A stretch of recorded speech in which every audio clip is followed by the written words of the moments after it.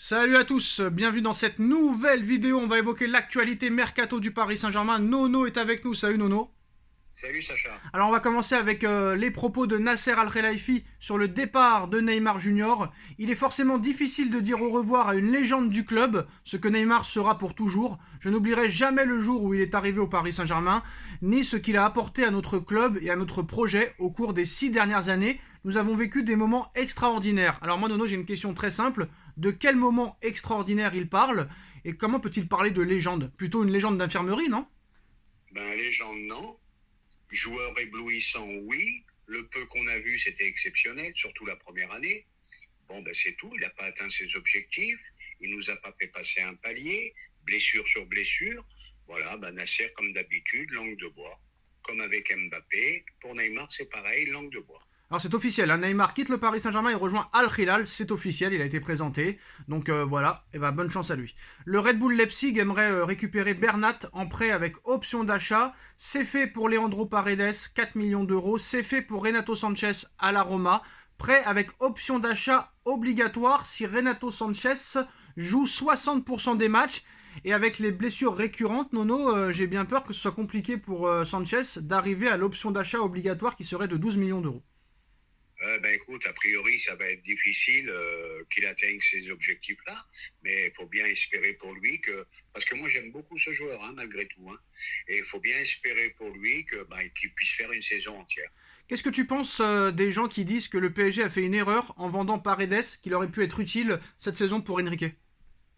Ben vu qu'il n'y a pas de vu qu'il y a pas de recrue pour l'instant au milieu, eh ben moi je l'aurais bien gardé Paredes parce que bon c'est un joueur malgré tout faut pas oublier que c'est un champion du monde, hein, quand même malgré tout c'est un champion du monde, c'est un mec qui sait mettre la semelle, c'est un mec qui est là qui peut être là quand il y a des gros matchs et voilà quoi et qu'il faut aller vraiment à la bagarre. Donc moi je l'aurais peut-être gardé aussi, je suis d'accord. Alors pour Renato Sanchez, l'option d'achat 15 millions d'euros deviendra obligatoire s'il joue au minimum 60% des matchs avec la Roma. Pour Leandro Paredes, le Paris Saint-Germain touchera 4 millions d'euros de transfert et 30% d'une future revente. Bon, quoi qu'il en soit, Nono, acheter 47 millions d'euros, là, c'est pas du tout une plus-value, hein, très clairement. Ah, bah là, on n'est pas dans la plus-value du tout. Bon, bah, je veux quand même rajouter un mot. Bon, bah là, on voit qu'ils ont accédé à tous les désirs de Mbappé. Voilà, une nouvelle fois. Paredes, Mbappé, c'était pas son meilleur copain. Voilà, tout le monde est parti. Alors, c'est ça, moi, qui me surprend. Alors, ils ont accédé à tous les désirs de Mbappé, tout en ne sachant pas s'il va re-signer. Hein, et Alors, le mec, il peut partir libre la saison prochaine. alors Eh ça, ben, on, moi, j'arrive. Jamais aucun club a fait ça. Alors Jamais ça, on en personne. reparlera en fin de vidéo. Alors Keylor Navas intéresse aussi Al Hilal. C'est une piste sérieuse pour l'avenir du gardien parisien. Pour Hugo Ekitike, bah, il y a des prétendants. Il y a 3 clubs européens qui sont intéressés par le jeune joueur. Alors moi, Nono, moi ce qui m'inquiète le plus dans tout ça, c'est pas que ces joueurs-là partent, mais Sanchez est parti. Paredes est parti. Verratti va partir. Mais qui c'est qui va les remplacer? Et ben voilà, voilà. Et puis là, malgré tout, on a une faiblesse au milieu de terrain. Hein. Malgré la bonne surprise Ougarté, on est quand même au milieu de terrain, on est quand même léger. Hein. Donc il va falloir recruter en urgence. Parce que au milieu de terrain, comme je le dis souvent, c'est la clé du jeu, c'est la clé d'une équipe. Donc il va falloir recruter en urgence. Alors le PSG veut un milieu défensif, veut un milieu relayeur, mais si le PSG ne trouve pas le milieu relayeur de leur choix, bah, Kangin Lee pourrait être utilisé à ce poste. Le club sait que Lee a déjà occupé ce rôle à Majorque. Ça peut être une alternative? Et ben oui, ça peut être une alternative. Hein. Moi, il me plaît bien, il a du ballon, ce joueur, il est combatif, il court beaucoup. Donc ça peut le faire aussi.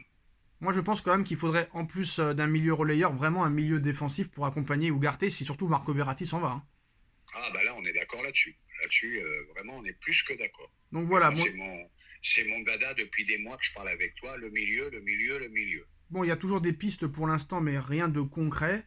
Je pense que ça va s'accélérer dans les prochains jours. Il pourrait y avoir une offre pour Nicolo Barella.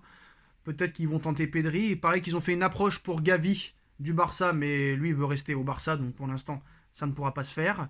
Et on va parler du dossier Mbappé, Nono. Bah oui, parce qu'on continue à en parler, très clairement. Donc maintenant, à l'heure où on parle, à moins qu'il se passe un truc de complètement fou, il n'ira pas au Real Madrid cet été.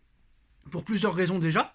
C'est que Pérez n'ira pas au-dessus de 35 millions d'euros. C'est le maximum qu'il voulait mettre pour Mbappé. Ça a été refusé par le clan Mbappé. Et surtout de ça, en plus de ça, Pérez ne veut pas aller au-dessus de 50% de droit à l'image, alors qu'au Paris Saint-Germain, il a 100%. Alors, il y a l'équipe aujourd'hui qui a montré tous les plus gros transferts, tous les plus gros salaires de footballeurs à l'heure actuelle. Donc, il y a 5-6 joueurs qui sont dans les 6 premiers, qui sont en Arabie Saoudite, les Cristiano Ronaldo, etc., etc., etc. Celui qui touche le plus en Europe, c'est Kylian Mbappé, 6 millions d'euros par mois, 70 millions d'euros par saison, Nono. Là, on nous explique que Mbappé ne veut pas prolonger, que le Real ne veut pas baisser la culotte et mettre en danger le club du Real pour un seul joueur. Maintenant, Mbappé a été réintégré dans l'effectif, sachant qu'on nous a expliqué qu'il resterait dans le loft et hors de l'effectif tant qu'il n'aura pas prolongé. Et là, on le réintègre alors qu'il n'a pas prévu de prolonger. Mais l'information qu'on a, Nono, c'est que vu que aucun autre club européen ne mettra le même salaire que le Paris Saint-Germain sur Mbappé, 70 millions d'euros, il n'y a aucun club européen qui peut payer 70 millions d'euros par an Mbappé. Ni Manchester City, ni le Barça, ni le Real Madrid, ni Arsenal, ni le Bayern, ni Tottenham, ni l'Inter, ni le Milan, ni la Juve. Sachant que ça, Mbappé et son clan l'ont très bien compris, ses avocats aussi, là on ne parle plus de discuter pour prolonger d'une année jusqu'en 2025. Là on parle d'un contrat longue durée, Nono, et il serait tout à fait possible, Nono, que Mbappé reste à vie au Paris Saint-Germain et que le contrat qui lui a été proposé il y a quelques mois de signer au Paris Saint-Germain pendant 10 ans avec un salaire de 1 milliard à la clé est tout à fait envisageable aujourd'hui, Nono, parce que l'argument fatal, c'est que Mbappé a très bien compris que aucun autre grand club européen ne pourrait payer ne serait-ce que 75% de son salaire au PSG. Le grand max, c'est 35 millions d'euros, c'est-à-dire la moitié. Nono, est-ce qu'il y a des chances maintenant que Mbappé non seulement prolonge, mais prolonge pendant très longtemps au Paris Saint-Germain? Eh bien, écoute, j'ai des doutes, parce que je m'excuse d'être en contradiction avec toi. J'ai des doutes, parce que voilà, ils l'ont remis dans l'effectif. Bon, moi j'avais entendu Nasser dire Mbappé ne partira jamais libre. Tant qu'il ne signe pas, il ne reviendra pas sur le terrain. Déjà, s'ils nous ont fait une Messi, 15 jours après, Mbappé il est réintégré et il n'a toujours pas signé. Et en plus, ils ont accédé à tout ce qu'ils voulaient, c'est-à-dire ils ne voulaient plus de Neymar en voir, ils ne voulaient plus de Verratti en voir. Attention que le PSG ne passe pas pour une pipe encore, parce que là, de toute façon, je vais te dire, c'est une situation que personnellement j'ai du mal à comprendre. C'est une histoire d'argent, c'est plus une histoire d'argent. Son rêve, c'est le Real, mais il perdrait trop d'argent en allant au Real. C'est trop compliqué. Et il va falloir vite parler football, parce que là, ça commence à être gonflant. Non, c'est très simple, Nono. C'est très simple. J'ai une question à te poser. Même s'il part libre, qui c'est qui peut payer, honnêtement, 100 millions d'euros à la signature et le salaire qu'il touche actuellement au PSG? Quel club accepterait déjà de payer cette somme? Et quel club pourrait le faire? À part, bien sûr, des clubs saoudiens. C'est juste ma question, Nono. Je vais te répondre. À part l'Arabie Saoudite, personne. Maintenant, allô? Oui. Pardon. Maintenant, est-ce qu'il est prêt à perdre de l'argent? Pourquoi pas? Non. Savoir, comme il paraît que le Real, c'est le club de ses rêves depuis qu'il est petit. Non. Mais s'asseoir sur 3/4 du salaire, ça, j'y crois pas trop. Voilà. L'amour du maillot, j'y crois pas trop non plus. Voilà. Donc, comme tu as dit, oui. Peut-être une éventualité, de signer un contrat longue durée. Non, c'est qu'une question d'argent, parce qu'on sait très bien que ce salaire-là, personne, aucun autre club peut le payer et ne veut le payer. Donc très clairement, ça Mbappé l'a très bien compris. Tu penses vraiment, Nono, que l'année prochaine, il ne prolongera pas au PSG, il va quitter le Paris Saint-Germain et qu'un club va lui donner 100 millions d'euros de prime à la signature et 70 millions d'euros par saison? Tu penses que Mbappé va accepter de toucher 50% moins au Real Madrid? Mbappé va accepter, Nono, Mbappé va accepter 50% seulement de droits d'image alors qu'il a 100% à Paris. Mbappé va aller au Real Madrid l'année prochaine, battre tous les records, mais rentrer juste dans la lignée des Cristiano Ronaldo, des Beckham, des Zidane, des Raoul, des R9, des Roberto Carlos, des Gareth Bale, etc.